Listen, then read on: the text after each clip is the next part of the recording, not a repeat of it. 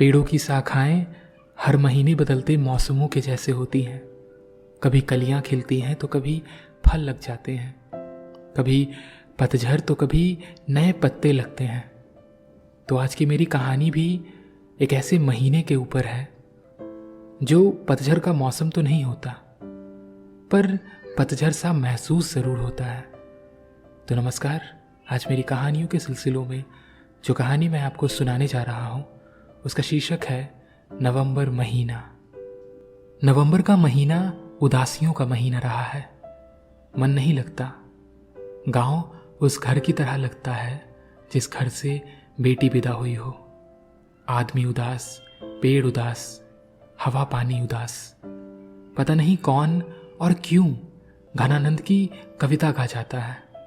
हालांकि गांवों के लिए नवंबर अब बेटियों से अधिक बेटों के विदा होने का महीना हो गया है। नवंबर के महीने में गांव की सड़कें शहर की ओर जाती तो हैं, पर उधर से वापस नहीं आती। छठ, दिवाली के नाम पर बॉस से चिरौड़ी करके हफ्ते भर की छुट्टी पाए युवकों को यदि किसी तरह से रेल का रिजर्वेशन मिल भी जाए तो गांव में जिंदगी को ढो रहे बुजुर्गों के चेहरे पर 4 दिन के लिए त्योहारी गुलाब खिल उठता है। शहर नहीं जानते इस त्योहारी गुलाब का सौंदर्य, सिर्फ गांव समझता है। तभी तो 4 दिन के बाद फिर शहर की ओर लौटते युवकों को देखकर उदास हो जाता है गांव। गुलाब जैसे मुरझा जाते हैं। गांव में अब कोई नहीं रहता, कोई रहना चाहता ही नहीं। सबके पास गांव छोड़ने के अपने निजी बहाने हैं। लड़कों को बेरोजगार बनने के लिए शहर जाकर पढ़ाई करनी है, युवकों को शहर में घर बनवाना है। एक घर बनाने के लिए वे अपने मूल घर को छोड़कर जीवन भर परदेश में खटकते रहते हैं। कितना अजीब है कि कोई मकान बनाने के लिए बना बनाया घर छोड़ दे। बहुओं के पास बहाना है कि उनको खाने में बड़ी दिक्कत होती है।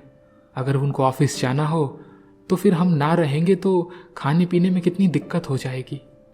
गांव के बुजुर्गों के पास शहर जाने के लिए कोई बहाना नहीं। छठ में घर आया बेटा पिता का दुख देखकर उनका मन रखने के लिए कह देता है, आप भी चलिए ना बाबूजी, कहाँ रखा है गांव में। लेकिन कहते हुए मन ही मन डरता है कि बाबूजी कहीं चलने की हामी ना भर दे। वह जानता है कि 7,500 के किराए पर मिले एक कमरे के फ्लैट में बाबूजी के लिए कहीं से भी एक खटिया भर की जगह नहीं बन सकती। पर उसका भी क्या दोष। पर बाप तो बाप होता है, सब समझता है। वो अपना बहाना खुद खोज लेते हैं। चलने का मन तो बहुत है बबुआ, लेकिन चले गए तो झमड़ा पर का सारा कोहड़ा तूर लेगा वो सब। फिर 3 कठवा खेत में मकई भी बोना है। इस बार छोड़ दो, अगली बार पक्का चलेंगे। तुम चिंता तनिक भी ना करो, हमको तो यहाँ कौनो तकलीफ नहीं है। दोनों जानते हैं कि यह अगली बार कभी नहीं आएगा। दोनों झूठ में जीते हैं। उनके झूठ को सुनकर मौसम और उदास हो जाता है। इतिहास कहता है कि भारत गांव का देश है। वर्तमान कह रहा है कि भारत अभावों का देश है। वस्तुतः गांव से शहर की यात्रा मूलतः संपन्नता से अभाव की यात्रा है। गांव सीमित इच्छाओं के साथ सुखी जीवन जीने का क्षेत्र है। शहर असीमित इच्छाओं के पीछे भागने वालों की भीड़। पहले औद्योगिकरण ने और फिर संचार क्रांति ने गांवों में भी शहरी इच्छाओं का बीज बो दिया। सो गांव के गांव भागने लगे शहर की ओर। अब कौन रोके, किसे रोके और कैसे रोके। कभी कभी तो लगता है कि ये सब सिर्फ नवंबर में ही क्यों। गांव तो हमेशा ही उदास रहने लगे हैं। पर कभी लगता है कि गांव कभी उदास नहीं होते। गांव अब भी हंसते हैं। पहले एक साथ 100 लोग हंसते थे, अब 10 लोग हंसते हैं, पर हंसते जरूर हैं। ये नवंबर शायद यूं ही मनफेर के लिए आ जाता है।